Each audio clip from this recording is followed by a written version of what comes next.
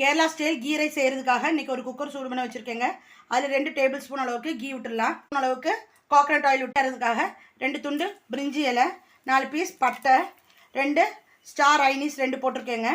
அது மாதிரி ஒரு ஜாதி பத்திரி, 1 டேபிள் ஸ்பூன் அளவுக்கு பெப்பர், 4 ஏலக்காய், 5 கிராம்பு எல்லாம் சேர்த்து தாளிச்சு விட்டு, 1 துண்டு இஞ்சி, 4 பூண்டு, 4 பச்சை மிளகாய் சேர்த்து சதைச்சி வச்சுருக்கேங்க. அதையும் இது நம்ம ஒரு சின்ன பெரிய வெங்காயம் வந்து சின்ன சின்னதாக கட் பண்ணி வச்சுருக்கேன், அதையும் சேர்த்தாச்சு. இந்த ஸ்டேஜில் ஒரு ½ கேரட் சின்ன சின்னதாக கட் பண்ணி அதையும் சேர்த்துருங்க. இப்போ பாஸ்மதி ரைஸு ½ அன் ஹவர் ஊற வச்சு ட்ரைன் பண்ணி எடுத்து வச்சுருக்கேங்க. அதை சேர்த்துடலாம். தேவையான அளவு உப்பு சேர்த்து நல்லா கலந்து விட்டு ஃப்ரை பண்ணிக்கலாம் ரைஸை. ஒரு 1 to 2 மினிட்ஸ் நல்லா ஃப்ரை பண்ணி விட்டுருங்க.